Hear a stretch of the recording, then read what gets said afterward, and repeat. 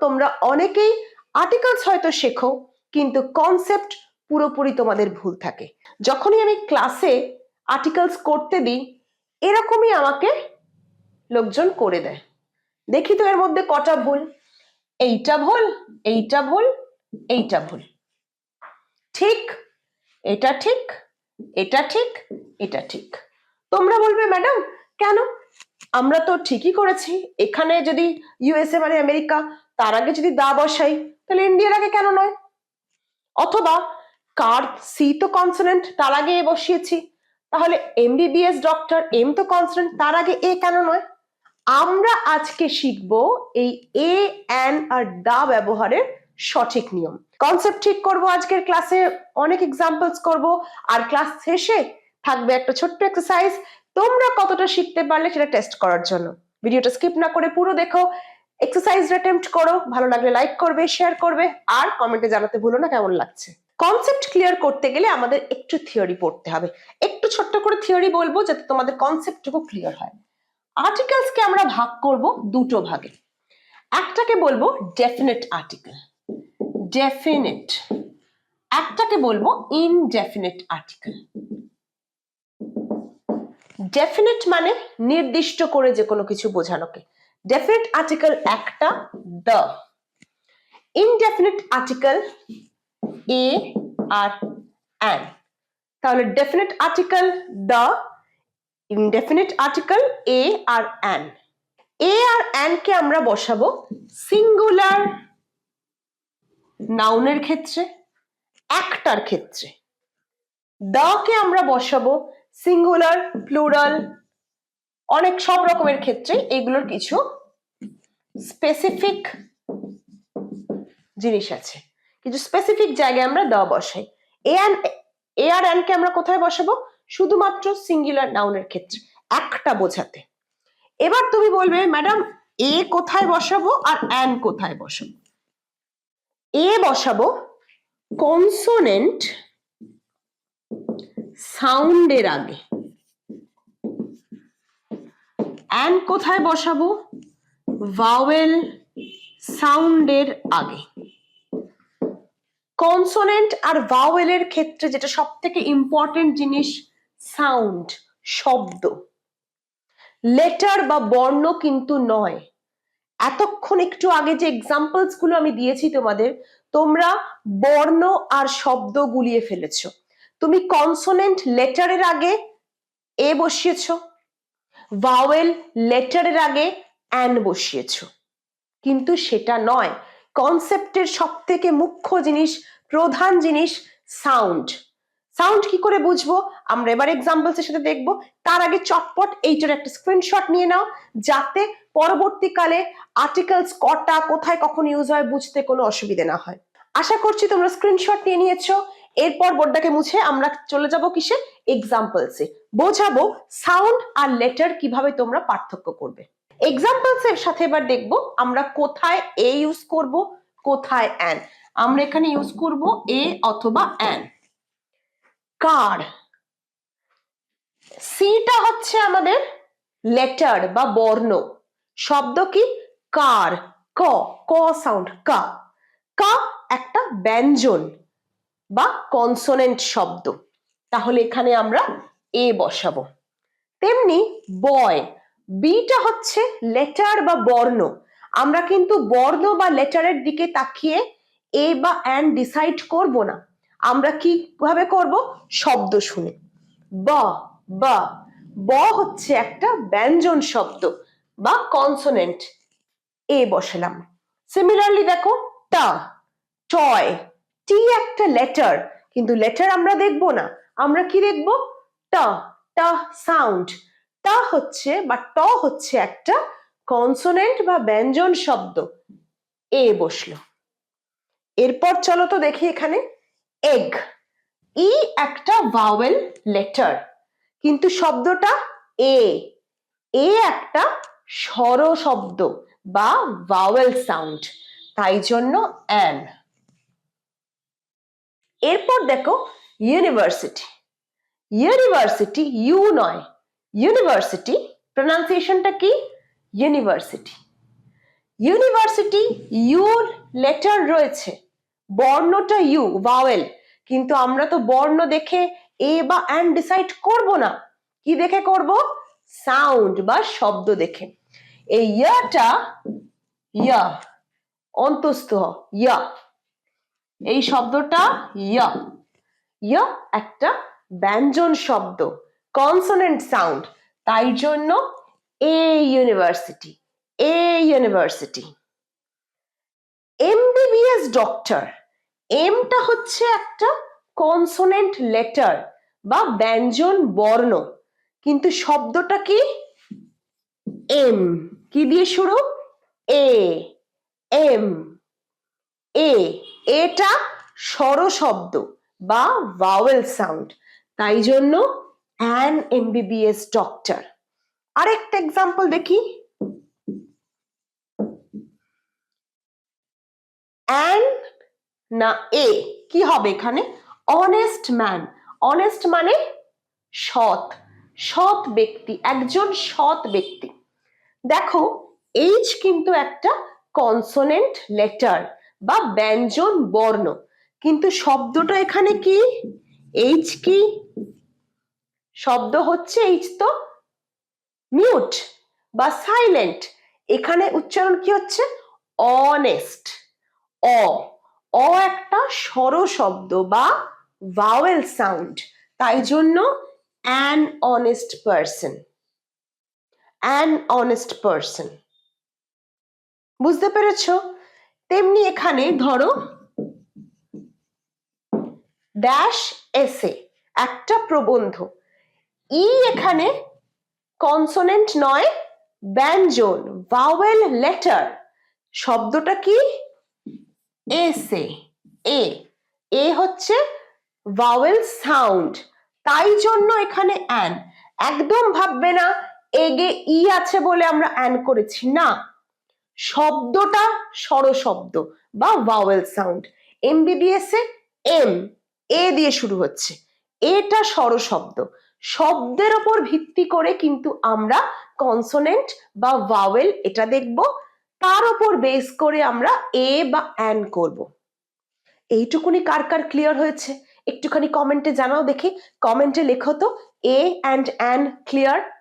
এইটুকুনি ক্লিয়ার হয়ে গেলেই কিন্তু যে কোনো কম্পিটিটিভ এক্সাম, যে কোনো কথা বলা বা লেখার সময় যে কোনো রাইট আপ তোমরা কিন্তু নির্ভয়ে লিখতে পারবে। আর্টিকেলস এর ফান্ডাটা ক্লিয়ার হয়ে গেলেই কিন্তু আর অনেক ভয় তোমাদের জীবন থেকে চলে যাবে, অনেক বিড়ম্বনা, কনফিউশন জীবন থেকে চলে যাবে। এ বা অ্যান আমরা কিভাবে ডিসাইড করব? আবারও বলছি, লেটার নয়, বর্ণ নয়, আমরা শব্দ বা, একটু জানাও এ বা অ্যান ক্লিয়ার হয়েছে কিনা, হয়ে থাকলে কমেন্টে লেখো ক্লিয়ার। কেমন লাগছে ভিডিও অবশ্যই কমেন্টে জানিও, তোমাদের ফিডব্যাক আমার কাছে প্রচন্ড গুরুত্বপূর্ণ। তোমরা যে এত ভালো ভালো কমেন্ট করছো, এত ভালো লাগছে তোমাদের ক্লাস, তোমরা উপকার পাচ্ছ, এইটুকুনি আমার কাছে অনেক। এগুলো জানতে পেরে আমার নিজেকে আরো মোটিভেটেড লাগছে, আরো ভালো ভালো ভিডিও তোমাদের সামনে আসতে চলেছে। এরপর আমরা শিখবো দা কোথায় কোথায় ইউজ আমরা করব, আর কোথায় কোথায় আমরা ভুল করে ইউজ করে ফেলি। আমার কাছে এই তিনটে একই রকমের পেন আছে, কিন্তু আমি যখন এদের মধ্যে এইটাকে বলবো এই পেনটা নির্দিষ্ট করে দেব, তখন আমি আর আ পেন বলবো না, আমি দ্য পেন বলবো। The pen, the mobile, the dress, তার মানে অনেক মোবাইলের মধ্যে আমি একটা মোবাইলকে নির্দিষ্ট করে বলছি, অনেক পোশাকের মধ্যে আমি একটা পোশাককে নির্দিষ্ট করে বলছি। দ্য হচ্ছে নির্দিষ্ট করে যখন কোনো কিছু বলা হয় বা কোনো ইউনিক জিনিস পৃথিবীতে একরকমই হয়, সেই সমস্ত ক্ষেত্রে আমরা দ্য ইউজ করি। কোথায় কোথায় দ্য ইউজ হয় আর কোথায় কোথায় হয় না, এটা শিখে নিলেই কিন্তু দ্য এর কনফিউশন ক্লিয়ার হয়ে যাবে। Let's again learn. প্রথম ইউজটা তাহলে কি? যখন নির্দিষ্ট করে বলা হয়, যখন নির্দিষ্ট করে বলা হয়, যেমন ধরো দরজাটা খোলো, আমি নির্দিষ্ট করেই বলছি যে ওই দরজাটা খোলো, ওপেন দ্য ডোর। আমাকে ওই পেনটা দাও, নির্দিষ্ট পেনটা আমি বলছি, গিভ মি দ্য পেন। আমি কিন্তু গিভ মি আ পেন বলছি না। গিভ মি আ পেন মানে আমাকে একটা পেন দাও, যে কোনো পেন হলেই হবে। গিভ মি দ্য পেন মানে আমাকে নির্দিষ্ট পেনটা দাও, আমাকে একটা পেন দাও, আ পেন, আমাকে ওই পেনটা দাও, দ্য পেন। বুঝতে পেরেছো? আমি দরটা নির্দিষ্ট করে দিয়েছি, আমি পেনটা নির্দিষ্ট করে দিয়েছি। এই সমস্ত ক্ষেত্রে কিন্তু আমরা দ্য ইউজ করব। আরেকটা হচ্ছে যখন আমি প্রজাতি বা জাতি বোঝাবো।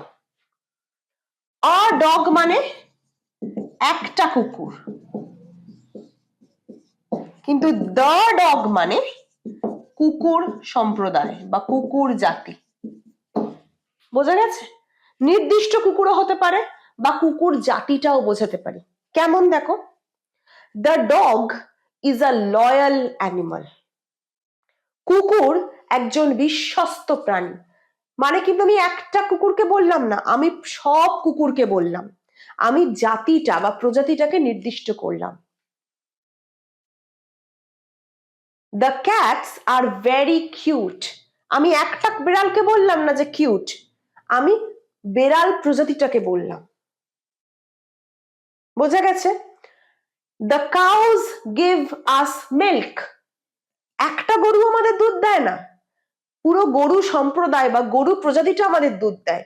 তাহলে দ্য কাউজ, দ্য কাউজ বা দ্য কাউ, এটা মানে কুকুর সম্প্রদায়, গরু সম্প্রদায়ের জাতি বা প্রজাতিটাকে আমি নির্দিষ্ট করে বলছি।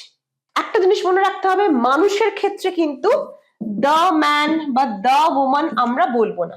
মানুষের ক্ষেত্রে এটা একটা জিনিস যে ম্যান বা ওম্যানের ক্ষেত্রে দ্য ইউজ হয় না, শুধু ম্যান বা ওম্যান। বোঝা গেছে? শুধু মানুষ বা মানুষ, মহিলা, পুরুষ এদের ক্ষেত্রে আমরা দ্য ইউজ করব না, বাকি সমস্ত প্রজাতির সাথে আমরা দ্য ইউজ করতে পারি। 3 নম্বর ক্ষেত্রে কোথায় আমরা দ্য ইউজ করতে পারি? প্রপার নাউন্সের আগে, প্রপার নাউন্সের আগে, অথবা যে জিনিস পৃথিবীতে একরকমই আছে। যেমন ধরো দ্য সান, সূর্য একটা আছে, দ্য মুন,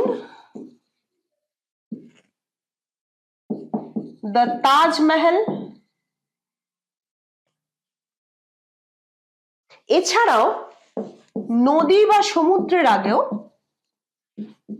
নদী বা সমুদ্রের আগে অথবা নামের আগে, নদী বা সমুদ্রের নামের আগেও কিন্তু আমরা দ্য ইউজ করব। দ্য যমুনা, দ্য গঙ্গা বা দ্য গ্যাঞ্জেস, দি বে অফ বেঙ্গল, বঙ্গোপসাগর, দি ইন্ডিয়ান ওশান, ভারত মহাসাগর। সাগর, মহাসাগর, নদীর নামের আগের ক্ষেত্রে কিন্তু আমরা দ্য ইউজ করব। এছাড়া আমরা কোথায় ইউজ করতে পারি সেটা হচ্ছে হোলি বুক, বিভিন্ন ধর্মগ্রন্থ বা কোনো পবিত্র গ্রন্থের নামের আগে আমরা কিন্তু দ্য ইউজ করব। The Quran, the Bible, the Gita, etcetera. Quran, Bible, গীতার নামের আগে কিন্তু আমরা দ্য ইউজ করব।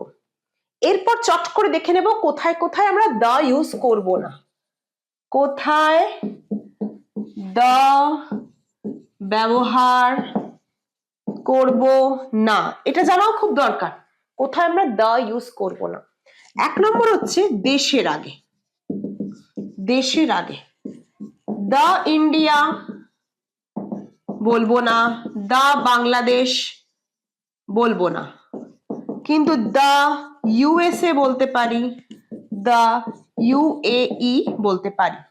তোমরা বলতে পারো যে ম্যাডাম আমেরিকার আগে বা ইউএইর আগে আমরা কেন দ্য ইউজ করছি, ইন্ডিয়া বাংলাদেশের আগে কেন দ্য ইউজ করছি না? তার কারণ হচ্ছে UAE, United group of Arab Emirates, United states of America, এইগুলো দেশ বা দ্বীপপুঞ্জ, দেশ, রাজ্য বা দ্বীপপুঞ্জের ক্ষেত্রে যেখানে অনেকগুলো গ্রুপ বোঝাচ্ছে, অনেকগুলো দেশ, রাজ্য বা দ্বীপের গ্রুপ বোঝায়, সেখানে আমরা দ্য ইউজ করব।